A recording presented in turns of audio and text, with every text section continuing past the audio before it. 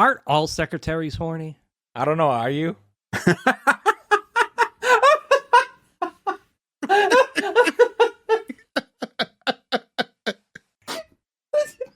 Sorry, I'm okay. I'm back.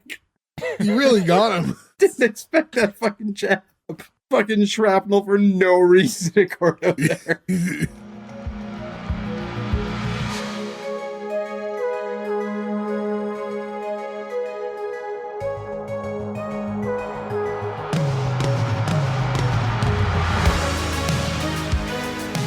Welcome back, everyone, to S1E1, a show where each week we pick a different sitcom, watch just the first televised episode, and forgetting anything we might know about the future run of that show, rate it and decide if it's a show we want to greenlight or cancel. This week we're going to be talking about Charlie Hoover. Charlie Hoover went 7 episodes with only 1 season on Fox. They were talking about episode 1, which is called Happy Birthday to Hugh, originally airing November 9th, 1991.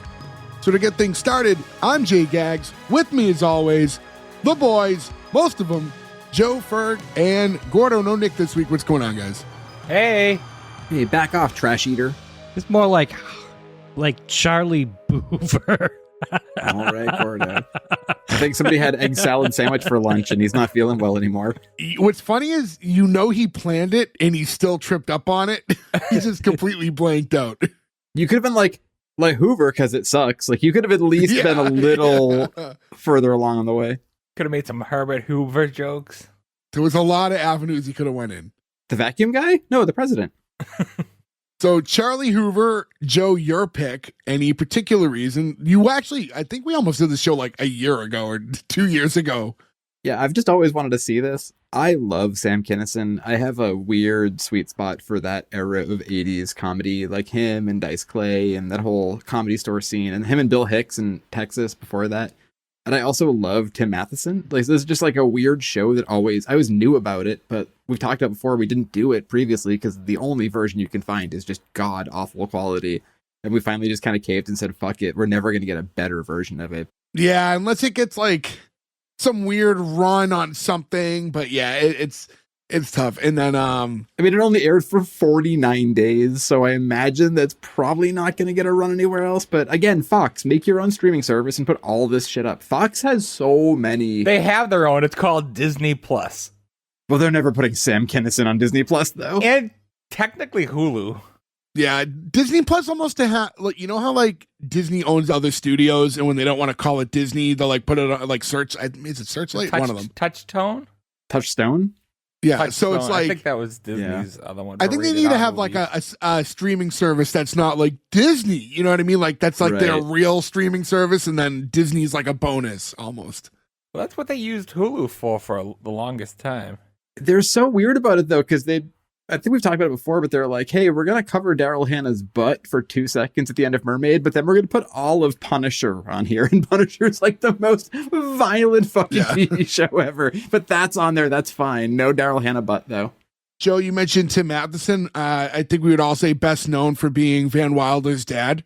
Look, I noted that. Tim Matheson is in 3 of my very important childhood movies. Van Wilder is not one of them, but I do love Van Wilder. You know what? Picks like this is why you get the Charmings and Selfie, all right? Those are my reciprocal tariffs to you. But let me say this. Like Joe, I'm also like that comedy scene back then, big fan of Sam Kinison. I don't know who that is.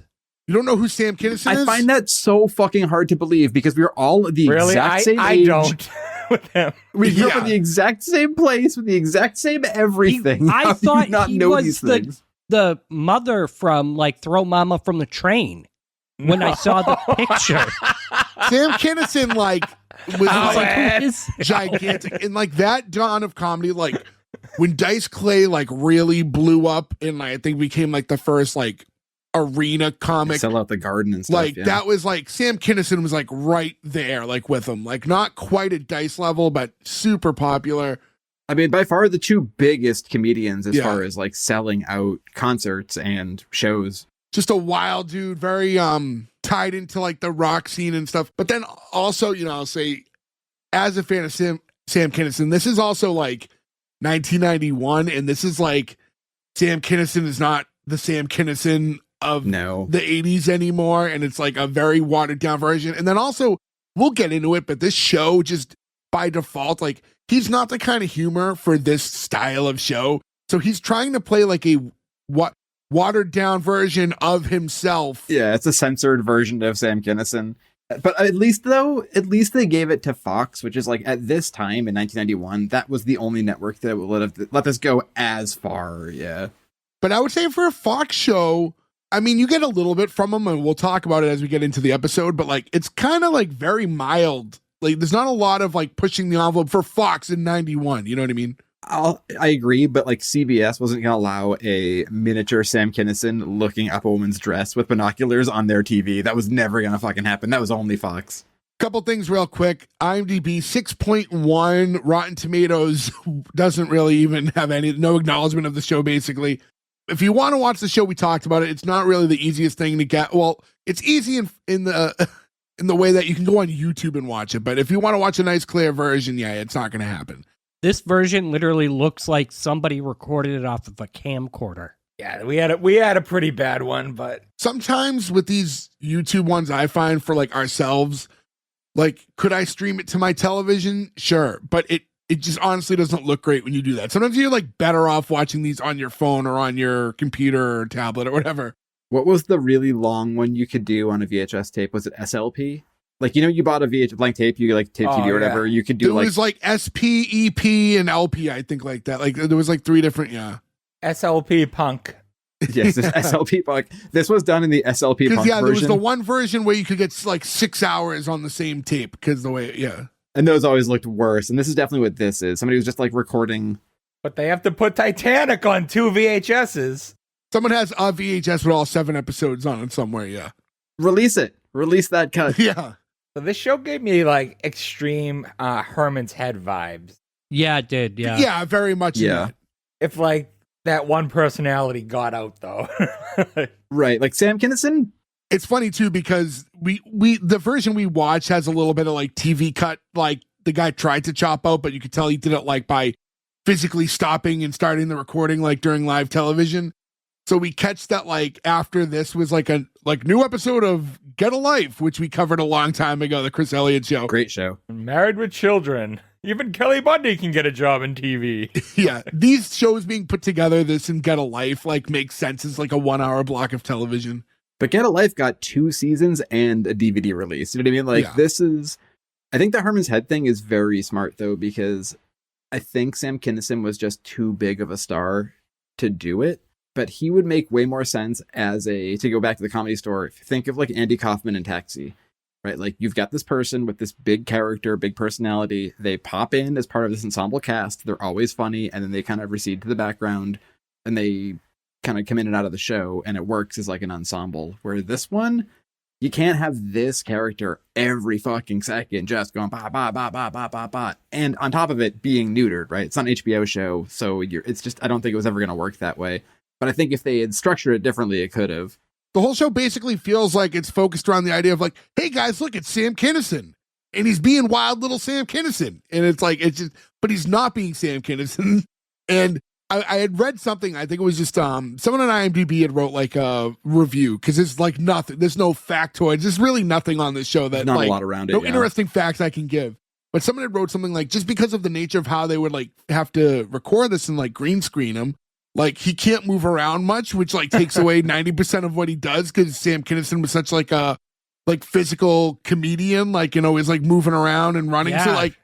So you take that away, it's like half his act is gone. Yeah. Gordo, I'm genuinely excited for this recording to be over to send you some of like the best Sam Kinison bits in our chat so you can watch them. I am legit surprised, even for you, that I can understand being like, I've never watched one of his specials, but to not be aware that Sam Kinison existed on Earth.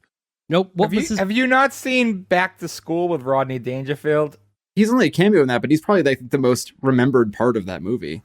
I mean, I have, but it was such a long time ago that... So he was his teacher. He's the one, he screams at him. That's kind of his thing. Oh, yeah, it's like always his thing. Listen to your goddamn Beatle records. Put on your headbands. Also, I did not know this. I didn't look up a bunch about Sam Kinison because honestly, I know a ton about it. I've just been a fan forever. But one thing that caught my eye when it popped up is he's in deleted scenes that never have been released of Three Amigos. Never in my life have I needed to see something more than Sam Kinison's deleted scenes in Three Amigos. I have no idea what character he's playing. I have no idea what it's in reference to. But holy shit, is that a worlds colliding moment for me. So I believe his role was he worked at the studio before they get fired. I watched the whole thing about it, but it was a while ago. I'll have to find the video again. It's like the scene with Joe Mantegna and Phil Hartman. Yeah. Yeah. To get into the actual episode, because I want to say, usually I go, we got a lot to cover. I don't think we have a lot to cover, but we'll talk about it. You never know. What t-shirt is coming out this week? It's the anti-egg salad t-shirt. Just egg salad with Sam Kinison's face going, no, no, no! Did you guys, well, now to tangent, you guys ever see that there's, I don't know the exact name, but it's essentially like celebrities sitting on sandwiches. It's like a art thing you can order. Like, this feels much more like a adult Like website cake that you farts? follow. Yeah. No, it's nothing like that. It's legit just an artist has all these different drawings of various celebrities just sitting on a sandwich that would be like something that would like make sense to like pair them together. So like if it was like Jerry Seinfeld, it might be like something from like a New York deli, like a bagel like sandwich or something like that. You know what I mean? Like, Yeah, reference to them somewhere or their location. I envision almost like that, like commissioning a Sam Kinison sitting on an egg salad sandwich and making that a shirt. Anyways, to talk about this episode, the first scene, it's Charlie, who's the main character, that's the character played by Tim Matheson, and he's laying in bed, and you hear a voice while you see him asleep, and I guess it's like the thoughts in his head while he's dreaming, and it's Sam Kinison's voice.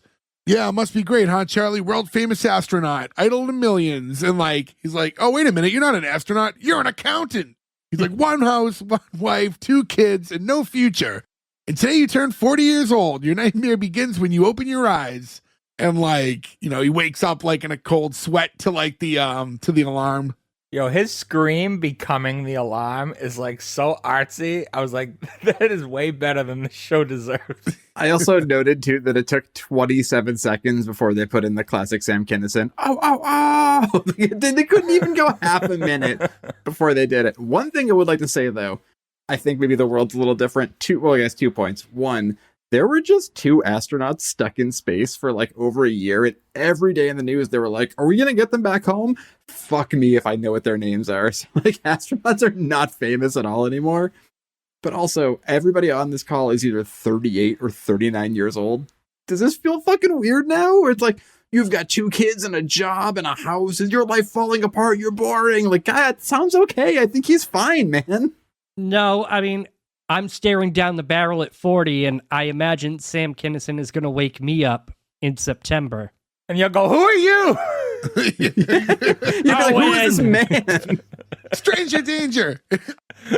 No, I mean, listen, the world's changed. It is funny, right? Because like the generations have changed so much, but it is funny to think like, look at you failure with your house and your wife and kids. It's like, I thought that was the goal. When did that change? Were things different in 91? But I think things back then, like that generation was like groomed to marry early. You know what I mean? So they were all getting married in their mid-20s. And by the time that they were like staring down 40, they were already in this like mundane routine because like they just jumped into things that they weren't ready for. Like that generation as a whole. I'm not saying that there weren't successful relationships of people who married early, but like there is this thing where like that generation just kind of jumped into that lifestyle and like graduate, get a job, get married, have kids. And like they didn't like live their lives as much, where like our generation spent a little bit more time traveling and doing all these things that we thought were fun. And like the average like marriage rate is like an older age now and having kids. So now like when you're staring at 40, like you've already been living half of your life the same already. Like, 20 to 40 has basically been the same shit for you. I was going to say it's painfully average, like house, kids, stuff. That's why like that sort of generation, like you see a lot of art coming out of like that generation that's like sort of independently wealthy people who already have their house paid off, that they could go off and then do these sort of crazier things for their midlife crisis, where I think is like our midlife crisis is like own a house, have a wife, and it's the opposite. I don't think most of our generation will have a quote unquote midlife crisis though, because we will have you lived your life first. Our lives first, yeah. So you're not going to be like, I wish I did shit when I was 25, because we did. You know what I mean?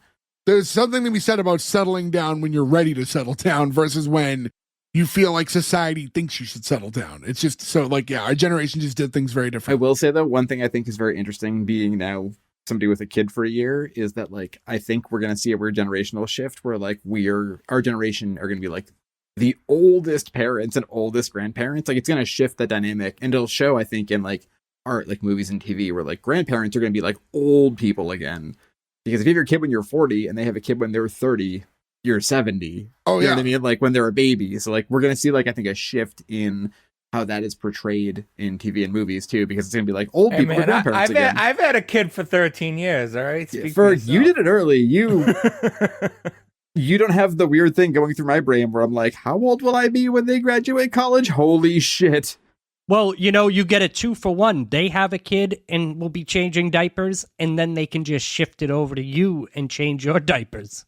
Kill me. What a fun generation that one will be. Yeah. I will just give my daughter a gun and be like, if you have to change my diapers, you can just blow my brains out and we'll call it even. But yeah, and to not dwell too much, because I do want to move forward, but like, it's what we were saying before, like Ferg, you had a child at like what would have been a very conventional age for our parents to have a kid, and you were the only person in our friend group to have a child for years. You know what I mean? It was like, that's just how different the tides had shifted. But also times had changed too, where like you were a good parent and you still did stuff. It's not like you just like stopped your life and were like, I go in a bunker now. You were not in the blast to the past scenario either, right? It's like, I don't think you're going to freak out in 5 years either. 5 years? He's freaking out now. He's thinking about his eyes are going. It's like, oh no. He's thinking about college tuition soon. Now we get like the actual intro of the show. It starts, you see kind of like a shot of Charlie sitting on the ledge of his office, and there's narration. Like, that's Charlie Hoover. He never listens to that little voice inside him, but from now on, he's going to have to. And then you see Sam Kinison as like an 8-inch human being standing next to him. And then we get to the actual intro of the show, which is like the title screen with like this paint splash graphic, and you see, Charlie standing in front of it, and then there's just clips of the show and music and just the two of them interacting. It's very generic shit. And like a weird version of his version of Wild Thing, because he released Wild Thing in '88, and it was a huge deal. Like the music video for that, I remember very vividly. So Gordo, you're giving the look. So the Trog song Wild Thing that they cover in this. Yeah. So he did a version in like '88 that was like a one-off single. I think it was like the last track on one of his comedy albums. But with like every hair metal person around is part of it, like in the video and everything.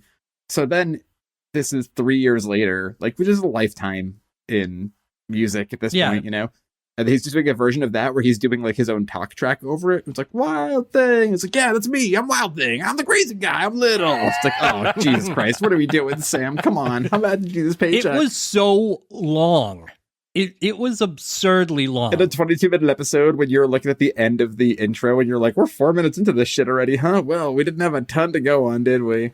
We're a podcast about shows, and we're 20 minutes in without talking about we're at Sam Kinison's version of Wild Thing. Go fucking blow my pants out. Post that intro, we get to the first, like, I guess, actual scene. You see Charlie, and he's sitting in his kitchen with his family. It's breakfast time. His wife gives him like a cup of coffee. She's like, have some decaf. And then you see the daughter like off near like the thing going and like spitting it out. It's like, decaf. Like, look, Ferg, I'm going to spare you like an extended We're not going to do the coffee talk for But sake, as someone who drank decaf for like a good amount of time, it tastes the same as regular coffee. No, it doesn't. Like indistinguishable. I'm with Jay on this one. I drank decaf for 10 years. It's not like drinking diet soda to regular soda. It's the same coffee bean. They just extract the caffeine from it. It tastes identical. They burn it and you can taste it. Depends on the process. There's two processes. There's a chemical one and then the Swiss water process. I looked into this a lot because when I drank decaf, I wanted good tasting coffee. Ferg, I'm sorry. Next topic. It's fine. I was watching this at work and that scene happened and I was like, oh no. So I'm prepared. But no, not to get into it, but like just the idea, like she's drinking it and to be like, it's decaf. Like you were already drinking it. Like you wouldn't have even known. Yeah, but I could see if you were trying to drink coffee in the morning to wake up, and then somebody If you're says, a person who drinks coffee for no other reason other than you need the jolt, sure, I guess. But I wouldn't have that reaction. You'd either. still drink the sip, though. You'd be like, I guess I'll get a Coke. You know what I mean? You wouldn't be like, oh, it's poison water in my mouth. poison bean water. So after that, the son walks up to him, and then mind you again that this is Charlie's birthday. Son walks up, he's like, Dad, can I have $20 to buy your birthday present? And then he goes, look, I don't want your blood on my hands. And the crowd laughs. I don't get this joke. No. Didn't he say something about soap on a rope? Yeah, he got him soap on a rope, and I guess that's not good enough, so he asked him for 20 to get him a better present. I mean, soap on a rope is a weird gift to get someone who's not in prison. You know what I mean? Like, I don't know, like... Well, maybe that's where the blood on the hands joke comes from. Maybe. As a loofah man, we've talked about this before, too. A loofah is basically soap on a rope, right? Like, you put body wash on a loofah, you hold on to it, you can't drop it. Also, this kid is Wyatt. I was going to say that. Yeah, Wyatt from Weird Science, the TV show. Which we're eventually going to do a theme month of all TV show. Yes. Yeah, we've talked a million times about figuring out a way to incorporate. That's definitely on there. Also, Tim Matheson's not in the Animal House TV show, but we will for sure do the Animal House TV show in that month as well. Yeah, we're going to have to figure out a way. This is more of an off-topic or an off-camera conversation, but a way to like maybe integrate and do some like collab work with some other movie podcasts and stuff like that. So dad gives him $20. He walks away. Daughter walks up. Dad, I'm thinking about having sex. I just thought you should know. It's like, nope, just failing biology. But I thought this would take the sting out of it. You could say that she's having sex. Is biology sex? I don't think there was supposed to be a link. I just think it was to shock him and scare him. So the idea of her failing biology wasn't so bad. Yeah, even I can't pull something from that. Sorry again. Al, let's have sex. And the mom reacted more than him. Like the what was from the mom. It wasn't even from him. I mean, what are you going to say to that?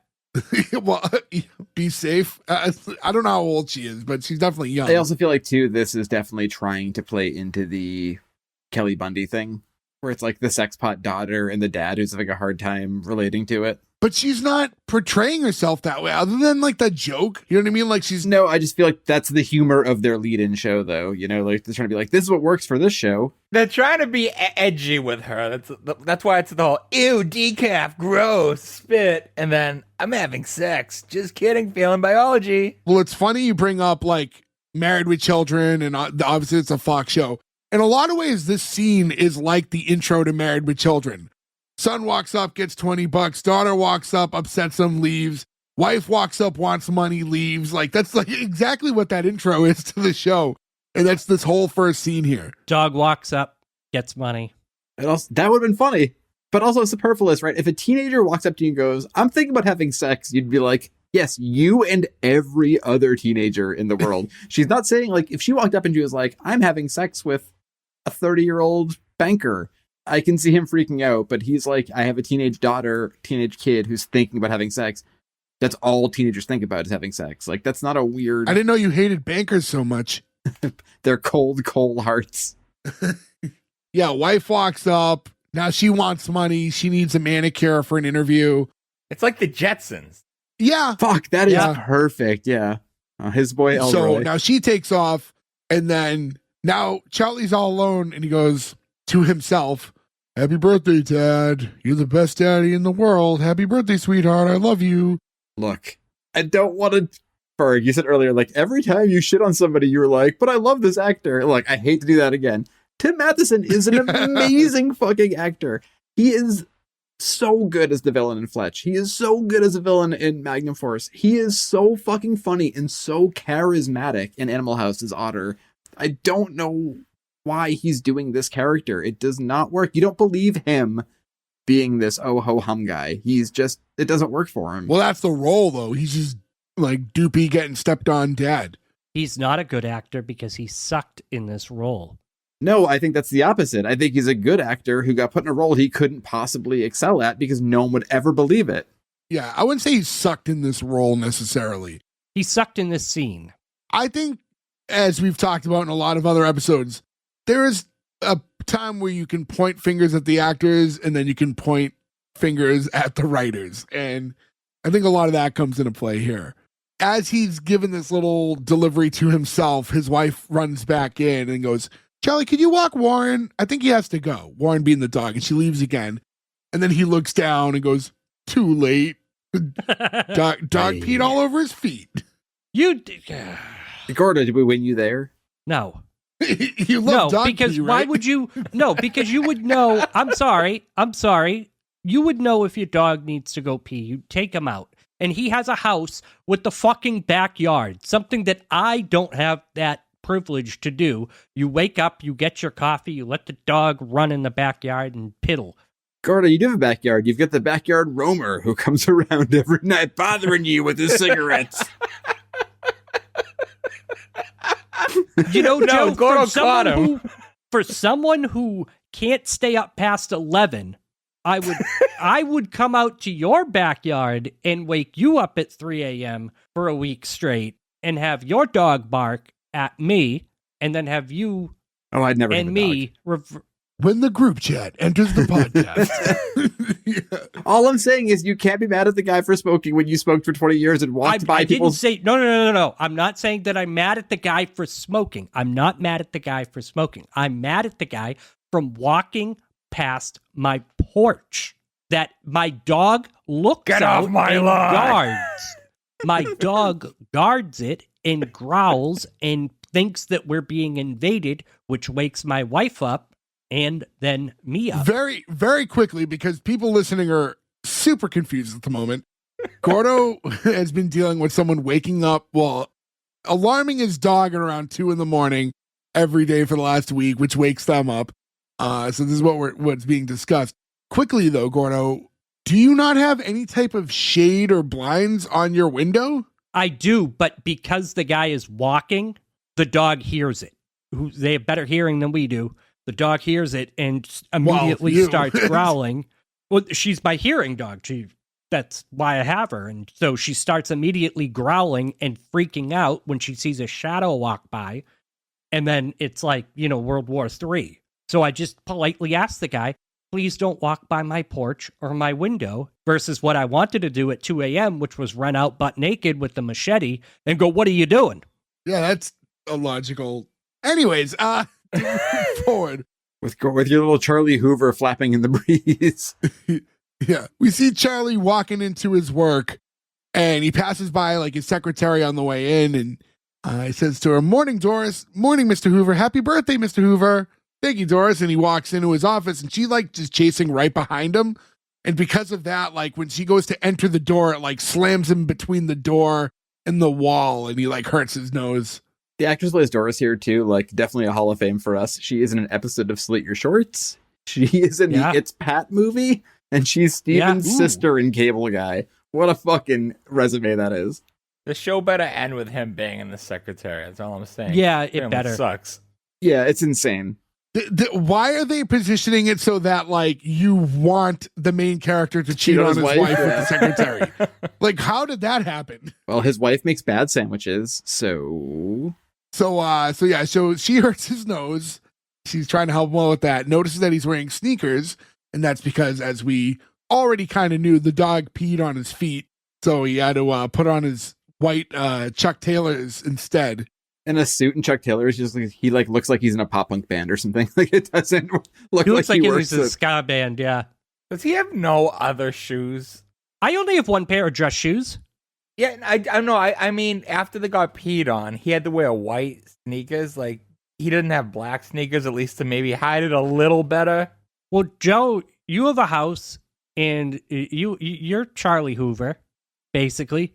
You get the white New Balance. All dads, I feel have that white New Balance when they're mowing the lawn. I don't. I have white slip-ons. See? I wear New Balance. They're incredibly comfortable. I never found them comfortable. New Balance, that's what they're known for. They're Maybe super it's my comfortable. feet. It is. It's that seventh toe. His webbed feet. Where's the sixth one? Good question. Good question. So Charlie has his interview that day. So after this whole situation, we cut to him now walking to his boss's office. And his boss was like, oh, Hoover, you wanted to see me? Yes, sir, I did. all right. And he's like really awkward about it, even though he knows that he's there for the interview. And then he kind of goes like, all right, sit down. And it wasn't like an interview. That's the thing. It was like, there was no interview. No. It was him asking about like, hey, this promotion, am I getting it? Like, it wasn't a job interview. Like, hey, we have this position open. It's more like he's been told before that he would get this position at some point, and he's just kind of asking about the status of it. They were like 7-year promise, and he's playing an odd version of the boss where he's just like, is he just aloof or is he dumb? And this guy plays menacing. He's the bad guy in UHF, right? Like, he can play menacing. He literally can say broads don't belong in broadcasting when Fran Drescher gets kicked down a flight of stairs. But in this, he like can't get evil for some reason. It was a little awkward. When he noticed that he's wearing the sneakers, like, oh, there was an accident. He's like, accident? Anybody hurt? Like, that comes into play later. Like, he's just like concerned about the accident. Doesn't quite understand the situation when it was explained to him. It feels to me like they wrote all the dialogue for this character hoping they'd get Leslie Nielsen.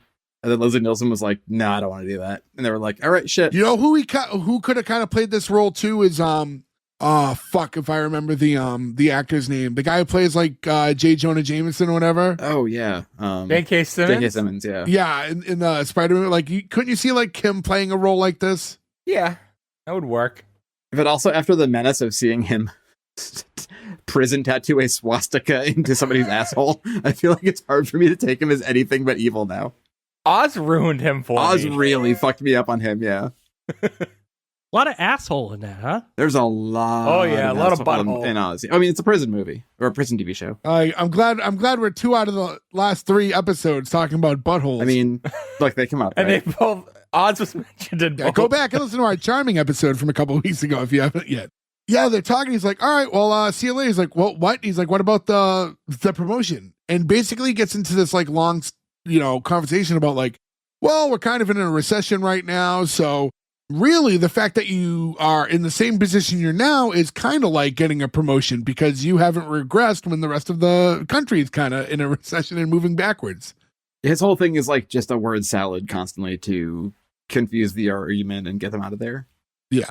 Because we find out Charlie's been working there for 9 years and he's been under the impression he was going to be promoted to vice president for a while now.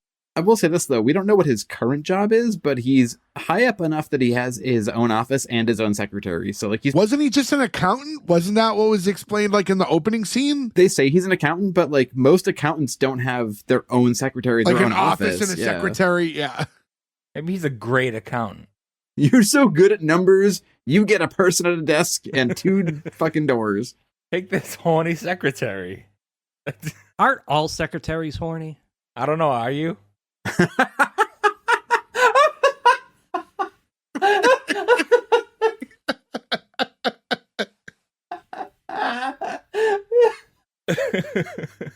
Oh no, I killed Joe.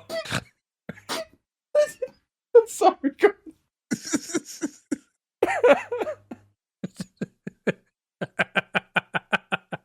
Okay, I'm back. You really got him. I just didn't expect that fucking jab. Fucking shrapnel for no reason to court out there. I mean, to be fair, yes, but So, but I'm pretty sure the guys at work would punch me out if I. Hey, Steve. Good to see you. So, Charlie leaves that awkward exchange now without a promotion as he thought he was potentially getting that day. And you cut and you see him sitting on the ledge, kind of like we saw in the intro. I don't know how tall his building is, but there's not much of a like, not much is after the window for him to just be sitting like out the window like this whenever he needs time. So I have like a really bad fear of heights. Yeah, I don't like this freaked me out.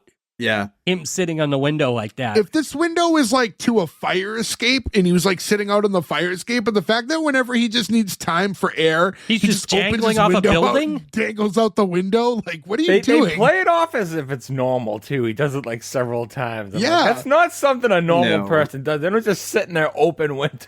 There's a point at the end. Is it soon or is it at the end when the secretary comes back in and grabs him? No, that's when he first sees Sam Kinison. Okay. Yes. Because this is basically what's going to happen like right now. Oh man, that freaked me out so much. Because he's sitting out there and he's going like, well, this has been a lovely morning. It's a lot of like, because they're like, need to paint it out for you. Charlie basically talks to himself all the time to lay out the scene as if you don't get it. It's like, oh, what a lovely morning. Family ignores my birthday. Doris whacks me in the head with the door. Culberson, the maniac, cons me out of my promotion again.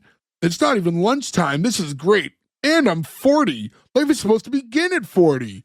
This is not a very good beginning. Like, it's just like, it's very like, the writing is dog shit.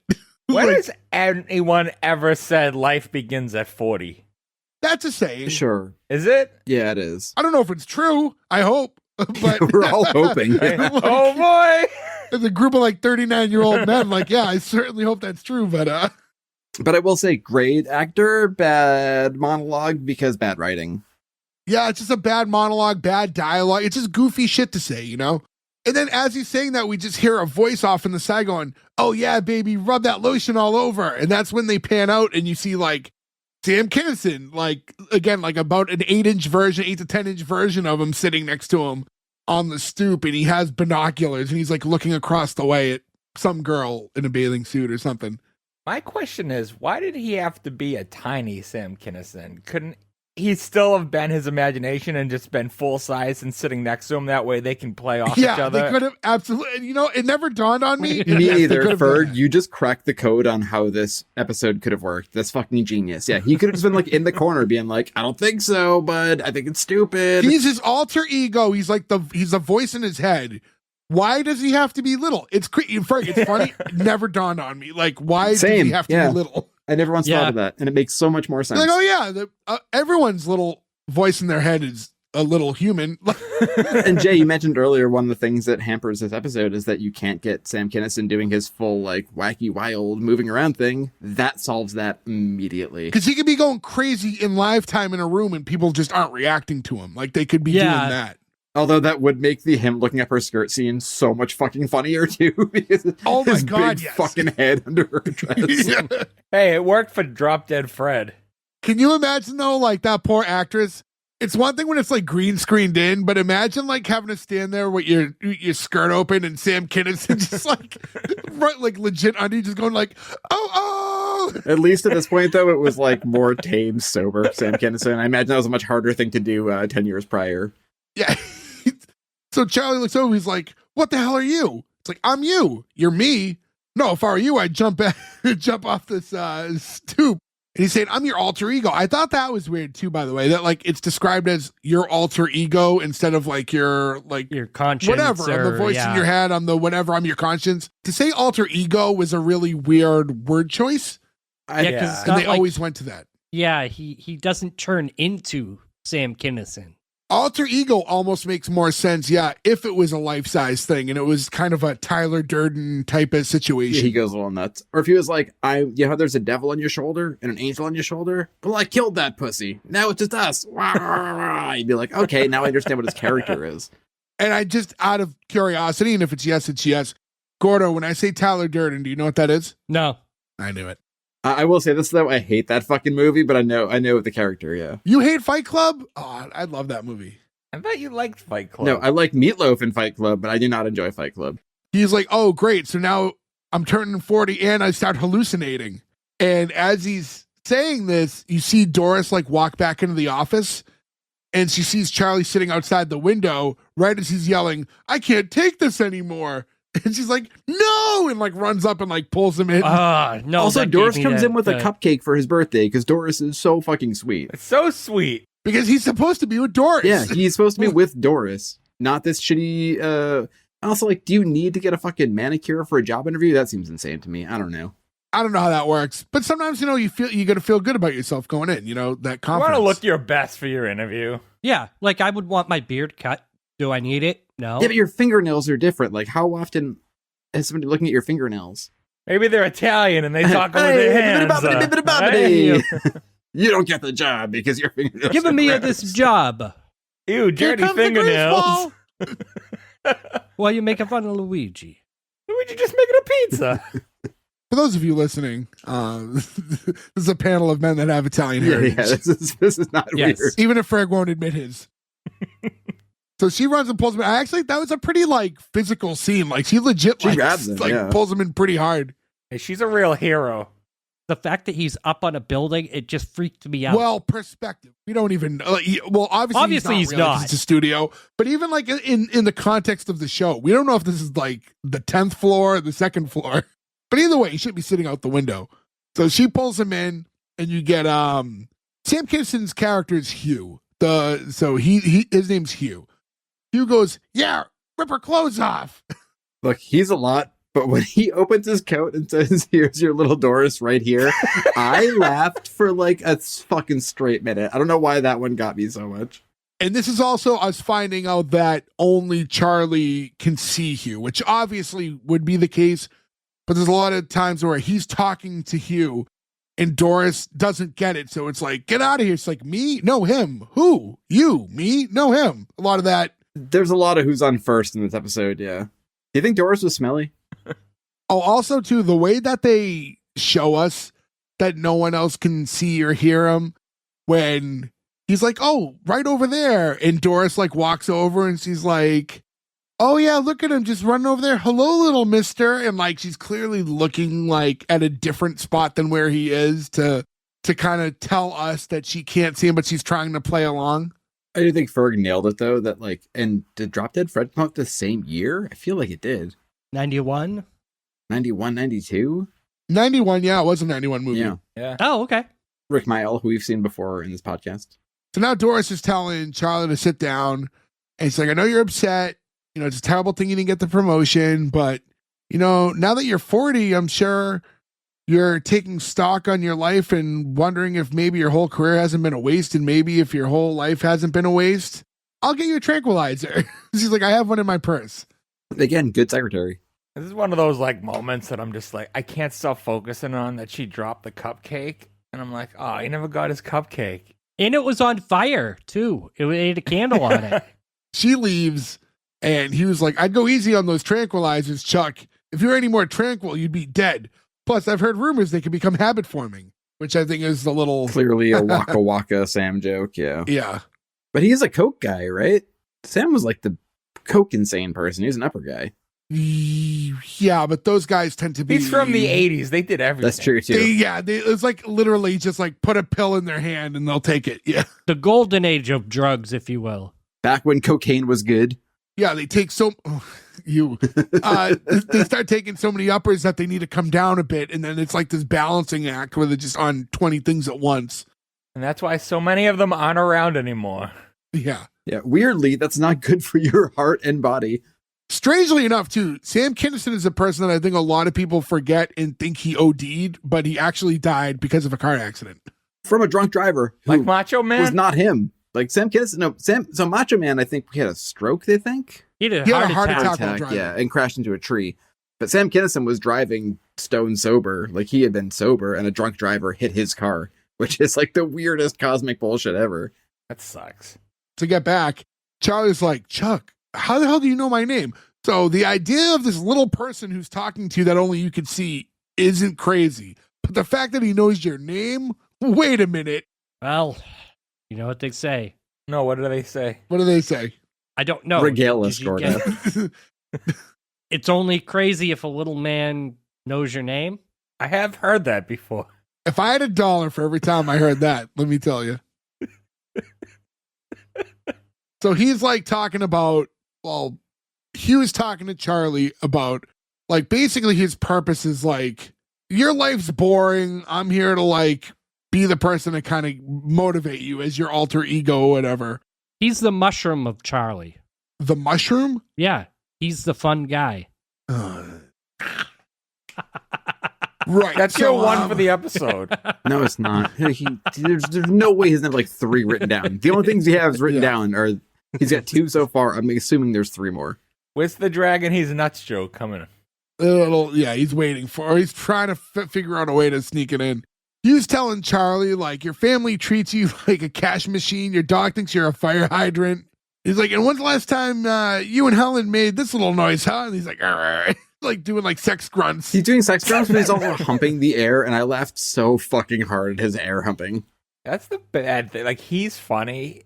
It's just everything about this show is below him. Yes, this feels hard. And also, like, right here, too, we get the weird shoehorning where he's like, I know Amish people have more fun than you. Oh. Where he's even doing his catchphrase, like softer and slower, weird. It just like, doesn't work. It just feels so fucking It's sad. just a neutered version of Sam Kinison. And yeah, when Charlie gets mad about the asking him, like, when was the last time you and your wife had sex?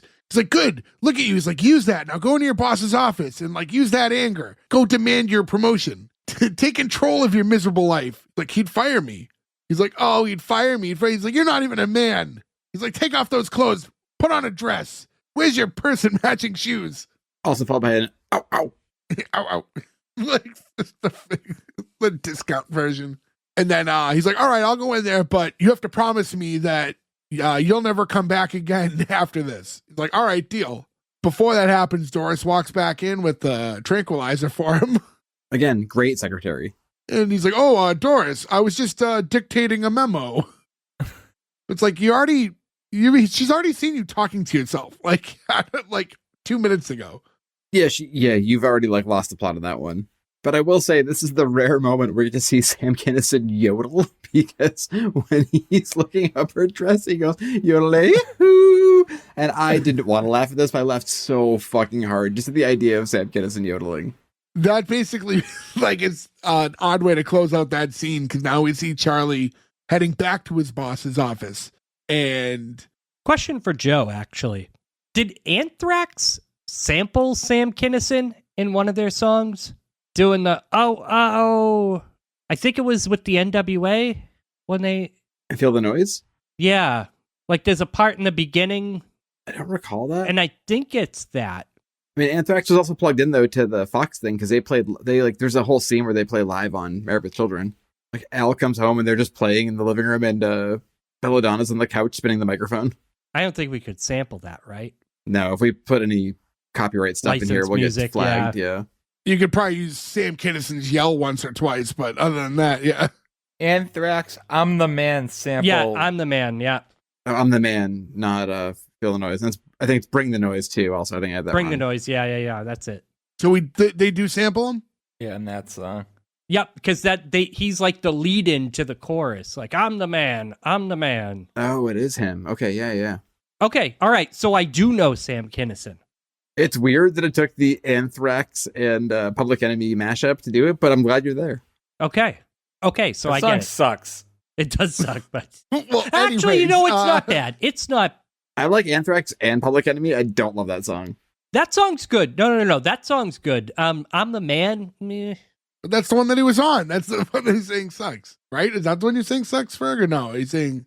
I was in the Bring the Noise one. Oh, Bring the Noise? Oh, no, that was No, fine. that one's good. That's I'm with decent. Ferg on this one. It's just not my thing. I like Public Enemy. I love them, like Fear of Black Planet, and I love Anthrax. Like Indians, or like the first album I love a lot too, with the first singer guy there. But I don't know. I don't like hip hop rock mashups personally. I love Run DMC. I like early Aerosmith. I don't like Walk This Way. I agree. Is different. I mean, I'll give him that. Anthrax went through so many singers though that like really the only two good ones are like Joey Belladonna and Bush. See, I disagree there. I do not like, and I like that guy. What's his first band? He's in a San Francisco metal band before that. Oh, I forget. Don't ask me. Wait, Joe, are you going to tell me that you don't like the Nappy Roots rock remix of Ah Nah by the guy from POD? I don't know what that is, and I'm very happy that I can't. I give do, you... because Jay used to endlessly play that in his car. I'm sure if it was in your car all the time, I would have heard it. Yeah. Not used to, still plays. Like, listen to it like 2 days ago. But yeah, so anyways, Charlie heads back to his boss's office. He's kind of standing there, a little timid at first, and he was going like, what are you doing, selling Girl Scout cookies? Come on, speak up. He's like, what are you doing here? And then again, this is him talking to Hugh, but Hugh is someone that no one else can hear or see. So now the boss is going, I'm running a major corporation. This is the one time I liked Hugh being small, though, because I liked him being on the desk. Well, and then Charlie says to Hugh, you promised to go away. And the boss is going, well, I was going to go on vacation to Barbados. How would you know that? And then he realizes, oh, shit, you know? He's like, you're acting strangely. It must be from that accident. So I guess he was kind of concerned with whatever the accident was since he didn't know that it was just dog piss. He at least retained it, or retained some of it. Charlie's saying to his boss, listen, I've had it. You've been promising me this promotion for 3 years now. And, you know, recession or no recession, you either give it to me right here, right now, or I'll have no choice but to resign. Like, Hoover, not many people would come in with the courage to march in here and talk to me like that. That took guts. I like guts. Unfortunately, I hate ultimatums. You're fired. No, I did like this. This feels like a good boss written character here. It's like, Yeah, you've got you moxie, remind me son. of the boss from RoboCop. Yes, very much. You're fired. You're fired, dick. So I do think the boss character in general, I kind of like the way he portrays it. I think he's like, it's good kind of character acting that works here. It's like he kind of is able to pivot, like you don't know how he's feeling because he has this very monotone delivery when everything's kind of with that same cadence. So he's able to take you on that twist, like, oh, I like that. You have guts. Unfortunately, I hate ultimatums. You're fired. Like, so he says it all the same way. So you're like, oh, is he happy with me? Oh no, I'm done here. I love actors like this too, because he's like a working actor guy, right? He's got like 250 credits over like 50 years. Like, I'm sure he was like, they're like, the show's canceled, and he was like, okay. Like, this guy like didn't lose sleep over On it. to the next one. Yeah, like Down the to next the next one, gig. just walks into another studio. He was in a ton. He's another one. He was in a ton of horror movies, old horror. Oh, Invasion of movies. the I Body was looking at Snatchers his he's in for sure, IMDb. right? Yeah. Yep. So now next scene, Charlie's sitting on a park bench. He's like, oh, what have I done? And Hugh on the bench with him. Come on, it's going to be great. We're on unemployment. We'll kick back for 6 months. We'll sleep in. We'll hang out. How good does that sound, by the way? It sounds like we need COVID too, electric boogaloo. See, I Listen, worked I don't all want through like a million COVID. people to die, but a year off of work was pretty sweet. I worked through the whole thing, and people died. I so. wouldn't know. Yeah.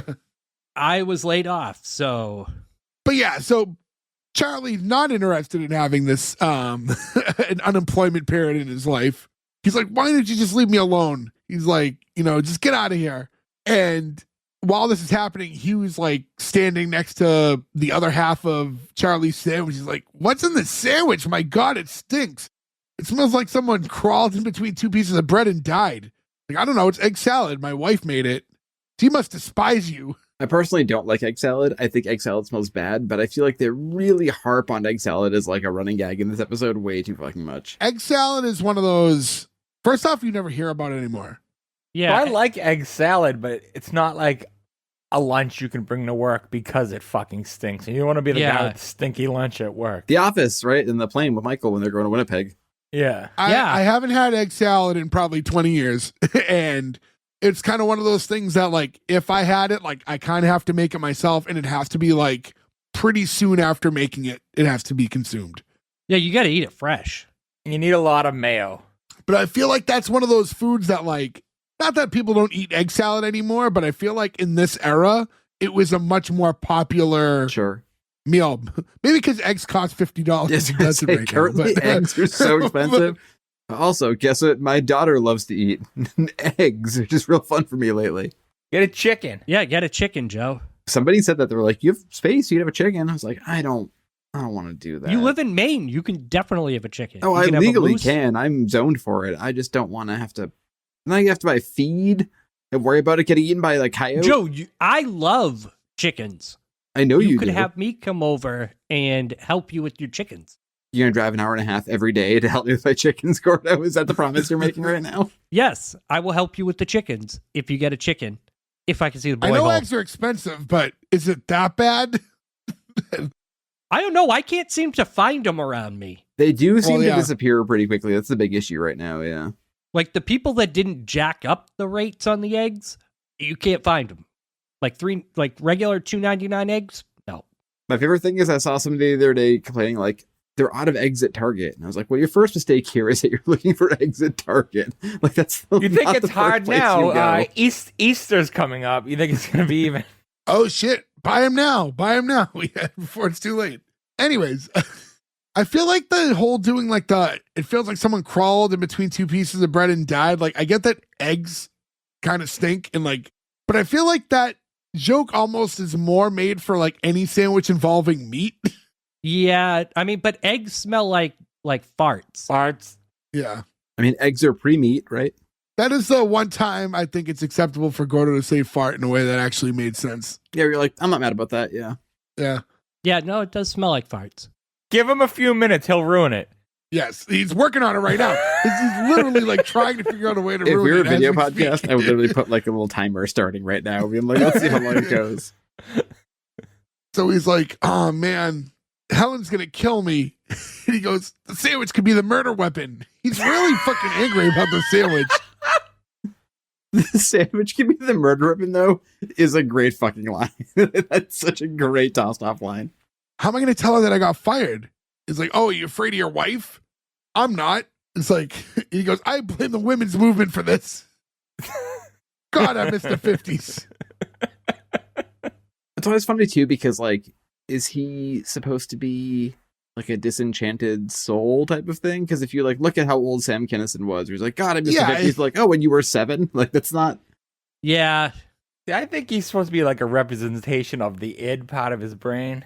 You know, there's the ego, the super ego, the id. Well, he's reminiscing about like those days. But even then, Tim Matheson would have been like, you know, a kid in the 50s. Yeah, not enough to, yeah. He's like, well, he's more reminiscing about like how those times were. He's like, back then you go home and go, honey, I lost my job. Go get me a beer. He's like, well, I can't do that. He goes, why? What's the worst you can do? Make you another sandwich? See, to me, that was the one joke too far, because the sandwich with the murder weapon should have been the stop of it, because it's such a great But you know joke. what's funny? My note was when he did the what's the worst you can do, make you another sandwich. That was my one laugh of the entire episode. Is when he Really? said it, yeah. Okay, so we both took it differently. Okay. Because I think I was tickled by the fact that how fucking pissed he was at this egg salad sandwich. Because I've been that guy in the break room who's just as mad when someone has a stinky like lunch. Or someone that microwaves fish. That is punishable by death. That's like the trope argument, is mentioning that, but have been in that situation many a time. And it is fucking, and I love seafood. But like, you just don't fucking do it. No. And the thing is, it's a trope. So enough people should know to not fucking do it. Well, it's a trope because it happens so much. Yeah. But doesn't it get to a point where like, even if you were that guy, you start hearing people like joke about it enough that you go, oh shit, I do that. I should probably stop. Fish is a weird thing though, because I feel like even if you like fish, and again, I have no dog in this fight, I'm allergic, I can't eat it. The smell of fish I love seafood. has always bothered me though. Like, I don't like the smell of fish cooking. The smell of fish in a microwave to me is like, that can't be appetizing to anybody. You can't get it out. That's the problem. You just can't get it out. But like, when someone's cooking pizza and you walk into a house or a restaurant and you're like, oh, pizza, like that smells good, I would eat that. The smell of microwaved fish, I can't imagine anybody smelling that and being like, that's lunch. Like, that's so fucking weird to me.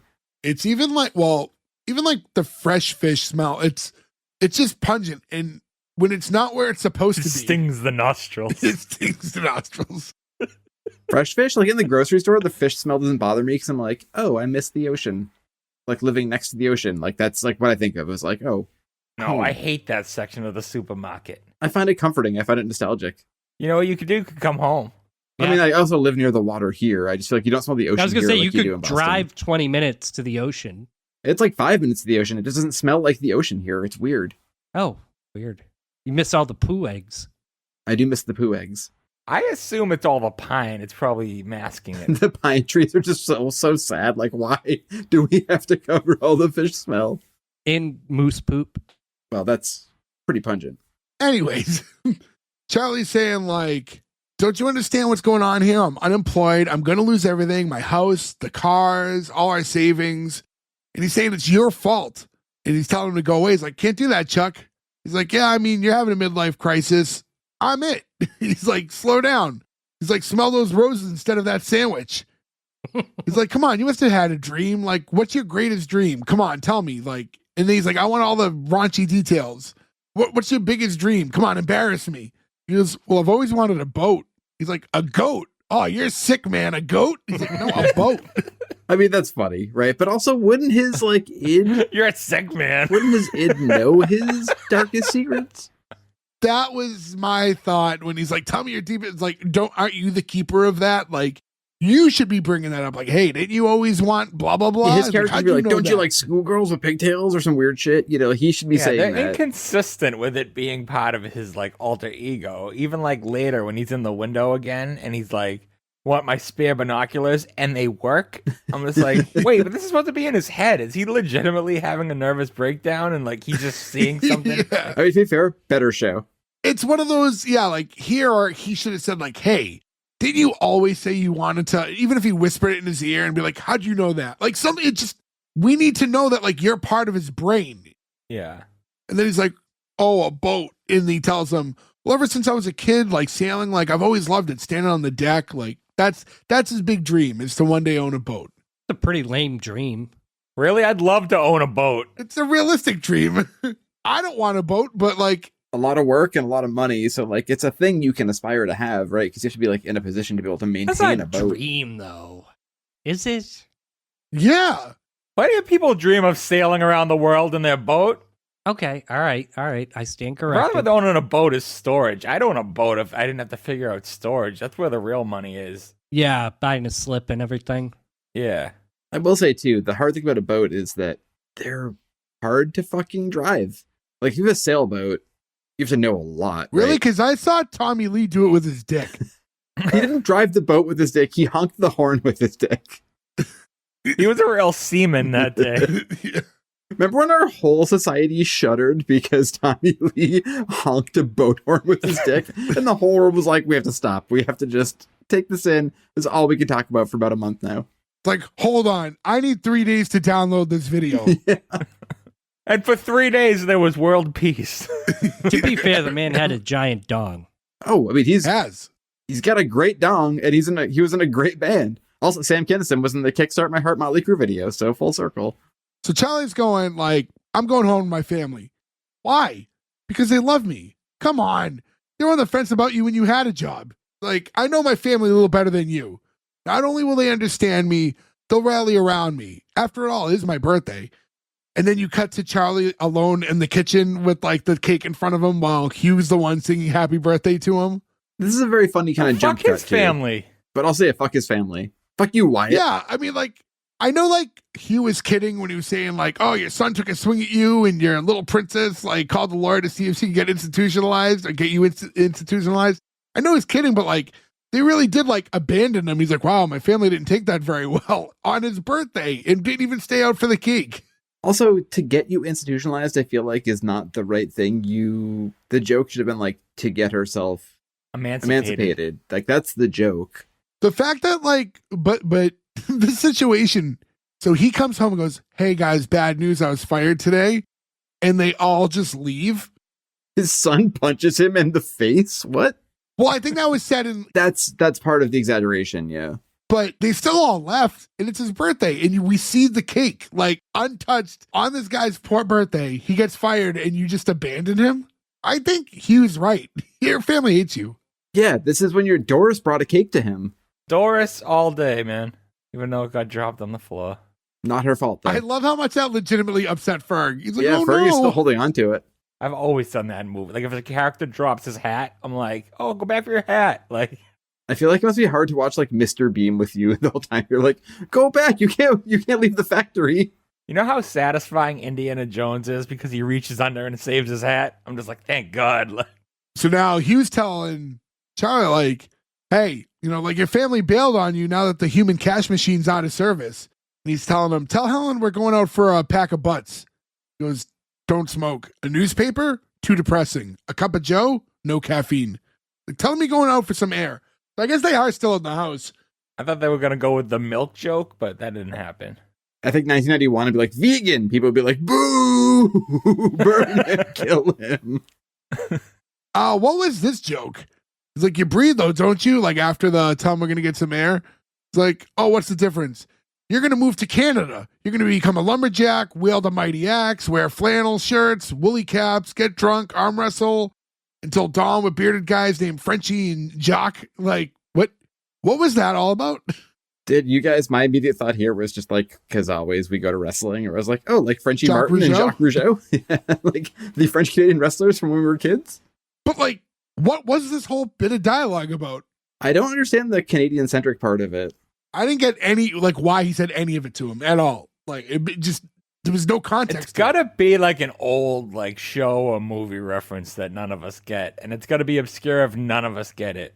I guess, because he does that a minute from this, he does like the Mac the Knife Bobby Darin thing, which is like a 50s reference, but I couldn't track I tracked that. I did not track the Canadian thing.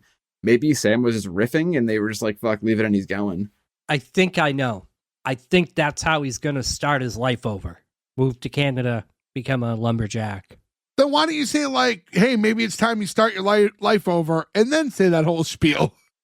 He just, like, out of nowhere just talks about, like, you're going to do this. Yeah, you could become a makes more sense at that point. I feel like that must reference something we don't know. Ironically, like 20 years later, that's how the original Dexter series ended. He went and became a lumberjack.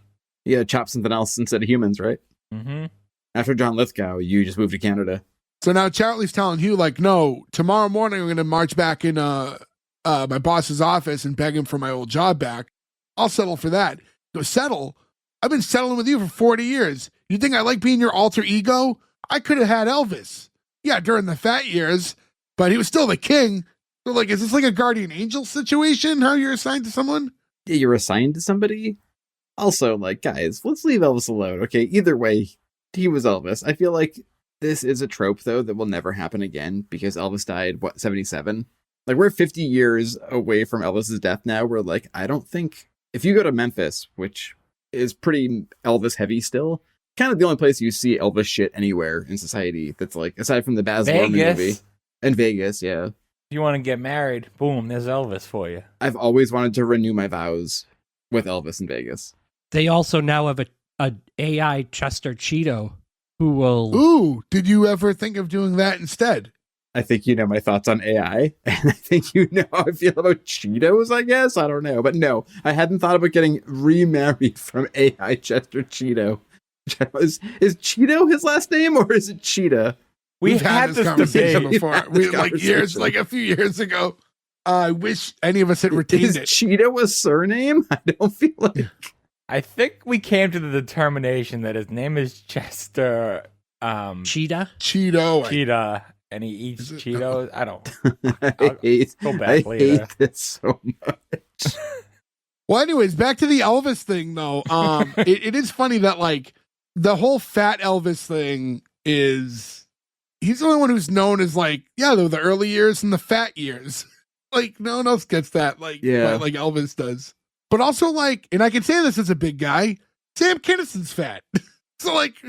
Yeah, I was going to say, also, Sam Kinison's coming out of his, like, if you look at Sam Kinison, like, 82, 83, and even through his big fame years, if you look at him in, like, the 1990, 91 specials, he is, like, clearly much heavier and doing the Elvis thing, right? He's doing the big stage show, the big outfits, he's sweaty, like... Yeah. So if it's not a knock at himself, it feels weird. But I feel like he was self-deprecating enough. His last name is Cheetah. Okay, thank you. You're welcome. Have you guys seen the video of him eating Cheetos with his toes? And Elvis? No, Chester I'm Cheetah. alive and I love these Cheetos. In the ghetto. And the Cheeto. And the Cheetahs cried.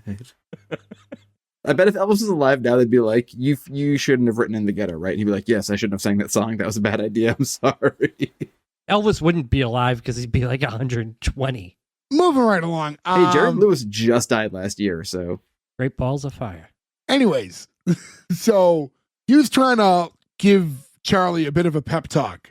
And, you know, instead of begging for his old job, he's like, I just want to say one thing. This isn't batting practice. This is your life. You can either step up to the plate or you can sit at the bench and pick splinters out of your butt. It's your choice, Charlie. So, it is sound like for a guy who, like, the character comes off as being, like, this reckless, like, he's not really telling him to do, like, crazy shit. He's just kind of telling him to stick up for himself a little bit. I don't know. It keeps telling him to leave his family and cheat on his wife. Well, there's that thing. But like, in general, as far as work goes, it's like, go get what you deserve. But this also feels like a weird moment where, like, the writing had, like, broken through a little. We're like, hey, man, it's not batting practice. You're like, oh, he's, like, actually giving real advice. And this is, like, a real monologue and, like, real meaty things to say and an actual story arc for this character. And then it disappears immediately, just as fast as it came. It's like, whoop, we're right back to where we were. Well, he can't be shady all the time, or then he wouldn't listen to. He needs those little redemption moments, like once per episode, for him to actually listen to him. Here's a little catch, if anyone noticed. So now it's the next day. Charlie goes back to his boss's office. Still wearing He's the sneakers? Wearing sneakers, yeah. Yep. It bothered me. I was waiting. So they definitely filmed all those scenes together and didn't bother to think that like the sneaker gag doesn't make sense the next day anymore. I will say this though, if I've got like one pair of dress shoes, like I'm sure Charlie does, if my cat pissed in them, I'd probably just throw them away. I don't think you can get them dry cleaned to get like animal urine out of them, right? They were leather. He peed on them. It probably would have went right off them. Somebody's gonna write in on this one and be like, what'll happen? Hey, everybody, when we're done with this, everyone go pee on their nice pair of shoes, and then we'll reconvene next Thursday. I'm probably not gonna, yeah. But anyways, he walks in, he goes straight to his boss's office, and he's like, Hoover, didn't I fire you? Yes, you did. He's like, oh, that's a relief. I thought I dreamt it. Well, if you come here to beg for your old job back, don't bother. You can have it. I can? He's like, yeah, why not? He's like, I was probably a bit hasty firing you. He's like, not wrong, but just, hasty. It's the whole ultimatum thing. He's like, it just raises hairs on the back of my neck. But that's my problem, and I'm learning to deal with it. So he says, hey, Hoover, you can keep your job. Now get back to work. He's like, no. He's like, no. He's like, I've worked at this company for 9 years. He's like, I deserve vice presidency. So you either give it to me or I go work somewhere else. Or maybe I'll just stay fired. Maybe I'll just go off on a sailboat and go around the world. But either way, I'm not going to spend another second of my life picking splinters out of my butt. And this is an ultimatum, whether you like it or not. And I like that, like, as he's saying it, the boss is, like, holding the back of his neck because earlier he says it raises hairs on his neck. He's like following up with it. He's giving it all he's got here. I love it.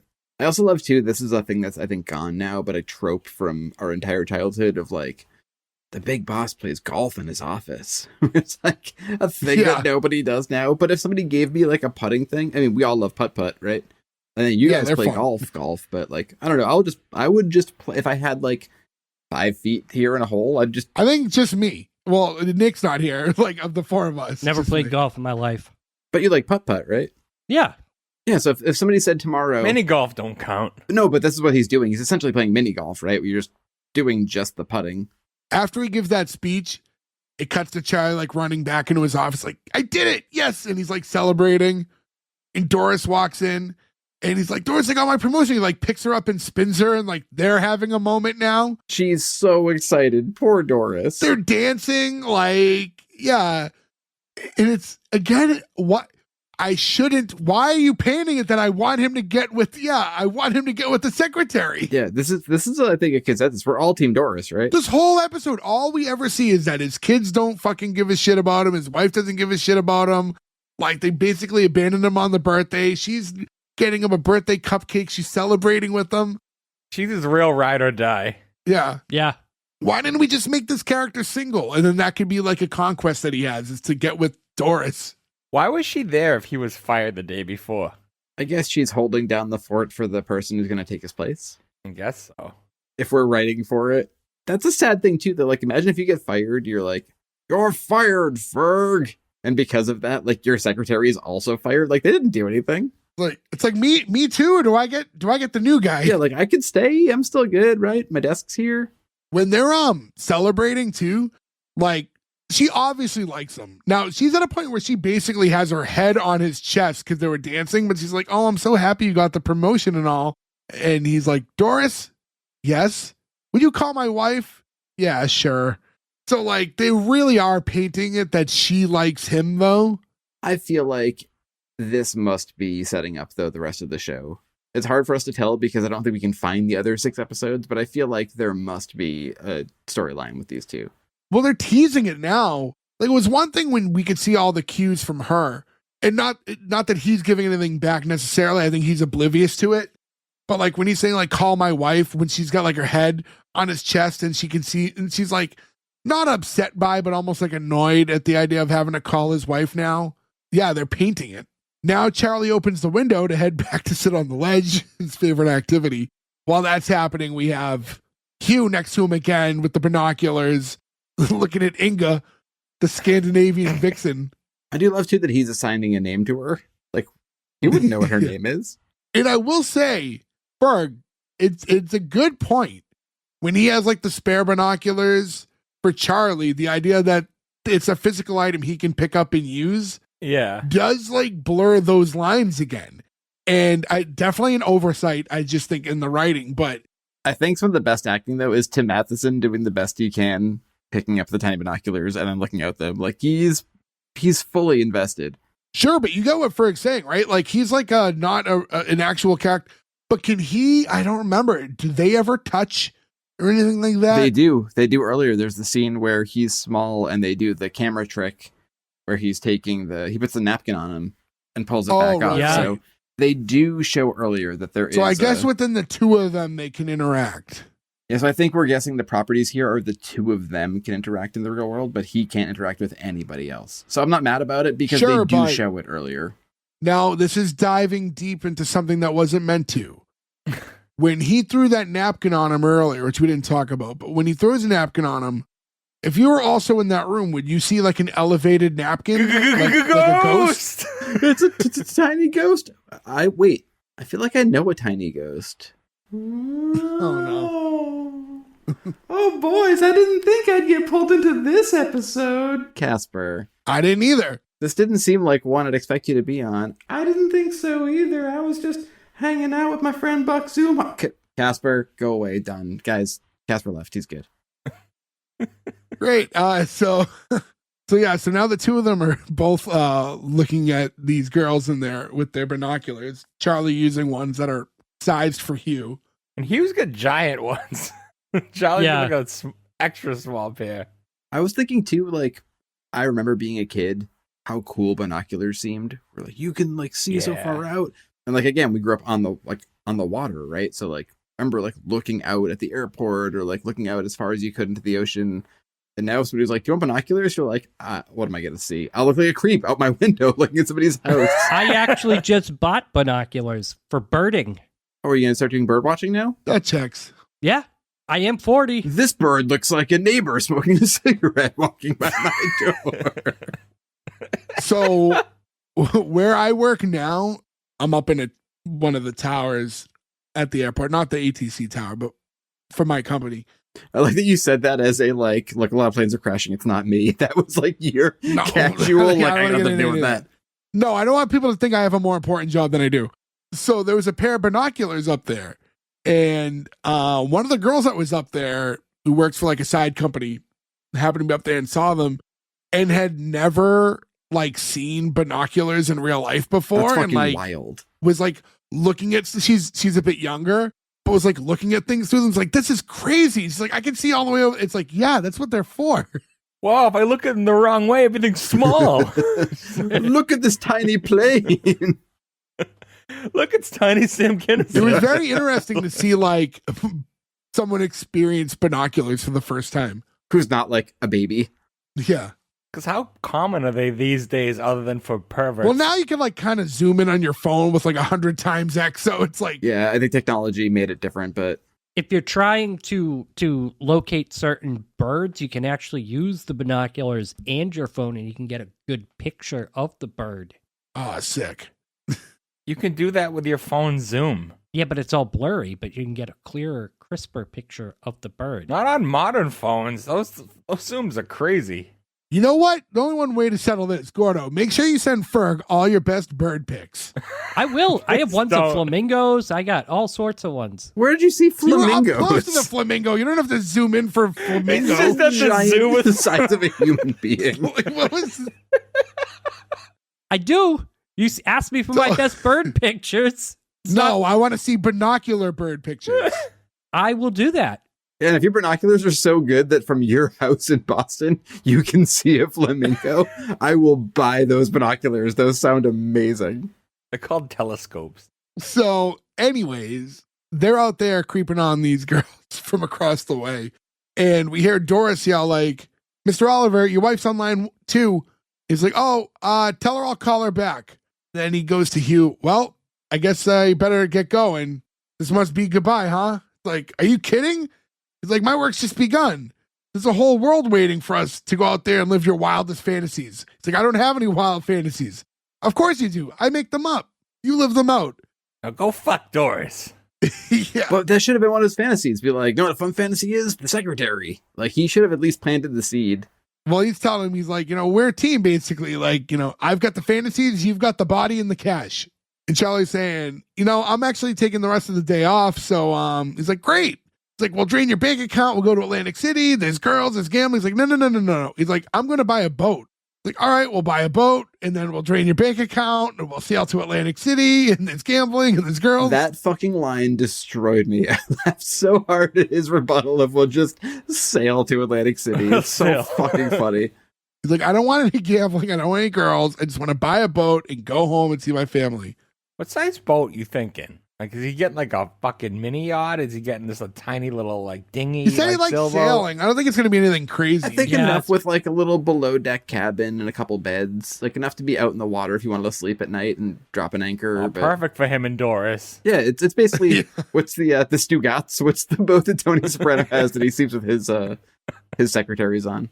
Is it the Stugats? I think it's the Stugats. I think it's the name of the boat. Yeah, it's been a while since I watched The Sopranos. Yeah, me too. That's the boat where they kill pussy, right? Oh, I tried to search Tony's boat and I googled toy boat. $4.99 Tony's near boat you. was really small and made of red plastic. It's the Stugats. What does Stugats mean? It was Tony Soprano's boat. In Italian, I think it kind of means like bullshit, fuck you, sort of like Stugats. Yeah, fuck that. Is not a real Italian word. Yeah, it's like a slang expression. But in the context of The Sopranos, it's a slang term used by Tony Sopranos and his friends referencing male genitalia. Oh. It means like bullshit. Yeah, bullshit was what I was gonna thought. say. Yeah. That's what I have. Italian-American slang often use dismissive expression or explanation of frustration, roughly equivalent to saying bullshit or fuck it. I will say this, though. I think we've talked about this before, is, I asked my like very Italian family about certain things, and they were like, nobody says this here. And a lot of the Sopranos stuff is very specific to the region. Oh, be quiet, Giuseppe, and eat your pasta. Eat a gabaragool. Like, wait a minute, that's not a word I've ever Eating heard before. cannoli, you bring a shame to us. I do bring shame to my family for not liking cannolis. They do not like that I do not like cannolis. It's not. Your allergies are a curse on your Italian family. My dad is very sweet. He always makes me gluten-free pasta, and I know it hurts him inside a little bit every time. Did your dad accidentally hit a gypsy one day driving and you got touched and went, allergies? Lizard. Gluten. In the... Anyways, let's round this out. The episode's almost over. Why does it always go back to dinner? Why does that exist? So Hugh's saying, all right, I guess we'll just go home, have a meal, and watch TV. Another thriller minute, happy to be alive. Pitchy Manor must be dreaming moment at the old Hoover house. He's like, oh man, I can't believe you didn't shoot yourself years ago. I'm like, what the fuck? And then he goes, oh well. He's like, so what's for dinner? And then Charlie gives me like, he's like, no, come on. No, and like there's like almost a maniacal laugh from Charlie because he knows that for dinner's egg salad. Like, it's like, that's a horrible dinner, and I like egg salad. You don't have Yeah. egg salad for dinner. That's lunch. That is lunch. is egg salad going to be like a rolling joke on the show all the I think it time? has to be now. Yeah, I'd be like, yeah, this episode is fucking egg salad. Well, that was the entirety of the episode. Again, there's really virtually no information you're going to find on this show. There's not a lot out there. It didn't exist very long. It was towards the end of Sam Kinison's life and career, unfortunately. He died less than a year after this. Yeah, so, yeah, not much to say. Nick not being here, just a reminder, S1E1pod.com has the links to all our socials, so his vote will be part of this in the event of a tie, and you're wondering which way we go. I think that after we record the episode, we should do this screen share. Gordo, I think we should watch the Sam Kinison necrophilia bit and see what your reaction is, because I think that's like the Sam Kinison bit that you will really like. I'd love to see what you think of his comedy in real time with us watching. Okay. Can you use AI to make him dab at the end so Gordo enjoys it? This joke was funny. I still can't. That's not dabbing, right? Is it this? No, it's more up. Okay, Jesus Christ. That's presenting. It's like when you sneeze, you destroy all bacteria. All right, so to get into the green light or cancel, no particular order. There's four of us. Ferg, start with you. So this is a cancel for me. This show was a lot of fun to talk about, but not as fun to watch. Don't be confused by all our laughing and jokes that this is a good show, because it really isn't. Sam Kinison was great in it. He was the highlight of the show, and it's almost enough for a passing grade just because you get more of him. But everything else, you shouldn't be rooting for the main character to leave his family and fuck his secretary, and that's what this show did to us. Did it to us all. From the very beginning, the dialogue with the family is just really bad. The daughter, ew, decaf, spit. I'm thinking of what Evan said. It was just really cringy, and I didn't enjoy it. So yeah, it's a cancel for me. Gordo. Yeah, it's also a cancel from me. It was just not a good show. It was just very boring, dragged out a little bit. I enjoyed talking about it more than I did watching it. A lot of clock watching, too. Even though it flew by, it was still enough to make me go, oh, there's another 10 minutes, there's another 5 minutes of this. Sam Kinison was good in this. I'm genuinely curious to see his stand-up. But other than that, I don't need to see another episode. Cancel from me. Joe. It breaks my heart to cancel this because I genuinely love Sam Kinison and Tim Matheson. And like I said earlier, they were huge parts of my childhood was watching both of them, which is weird and I think partially part of my broken brain. But this is just a poorly written sitcom. Ferg, I agree. I think both Ferg and Gordo both said like it was fun to make fun of it and talk about it. Gordo, I disagree though that it was a clock watcher. I feel like for 22 minutes, it didn't drag the way some shows do. I just felt like it didn't capture me at all. It's a shame to take people who are this talented and put them in something bad. And I honestly just blame Fox. I think at the time, whoever was in charge was just like, throw this at the wall. These people are like, Sam Kinison's a big funny guy. And I think this is a tragic situation of sometimes people get famous and they're a character or they are known for a thing. And then they try to replicate that past its prime and dumb it down. And that's what this is. It's Sam Kinison past when he was headlining giant arenas. It's his character not being what made him famous. It just doesn't work in general. It's a cancel. It makes me sad. I'm glad I finally got to fucking see it. I would watch the next 6 episodes that aired if they ever show up, but it's not a green light. So yeah, I'm not doing anything different than you guys. Does the show have potential? Sure. I think there is with minor changes. Ferg, actually, your point earlier about like, why does it even have to be little? I think it's huge. Like, I think that alone would have altered the show. I kind of like the idea of almost having it, not in like a dramatic way, but having it more of an alter ego in the sense of like, bringing up Fight Club earlier, kind of doing maybe a little bit more like that. Yes, the people involved are funny. There wasn't really much going on. This episode, for a 22-minute episode of television could be described in 10 seconds. It was just like, Charlie wants a promotion, doesn't get a promotion, gets fired, goes back, gets promotion, and has a little voice in his head that he talks to now. That's all. That's all that happens in the whole episode. Yeah, just his home life dynamic was weird. Again, we shouldn't be rooting for him to get with the secretary. I think if anything, they should have just rewrote it so that the idea of him eventually getting with the secretary would be a thing that could happen and not be inappropriate, But yeah, it just didn't click. And I wish it did. I would watch it, I guess, the rest, because it's such a short series. But yeah, other than that, just not enough. I'm sorry to Sam Kinison, but a cancel from me. So with that in mind, that is 0 for 4 already. So regardless of Nick's score, it's going to be a cancel from us. So sorry to Charlie Hoover. But I want to thank all of you guys for listening. And if you have any shows you want us to cover, by all means, let us know. Hit us up on our socials, S1E1pod.com, as we can find the links to be able to do that. Any shows like this that kind of went under the radar or just kind of a blip in time, like, we look up and try to cover a lot of those, but there's going to be a ton of them that we just won't remember or not find on a quick search. So hit us up. Let us know any kind of show like of this nature that we may not think of. But with all that in mind, thank you guys for listening. We'll catch you again next week with another new episode. Till then, thank you. Goodbye. We got the best extremely thorough conversation on binoculars. It's for birding.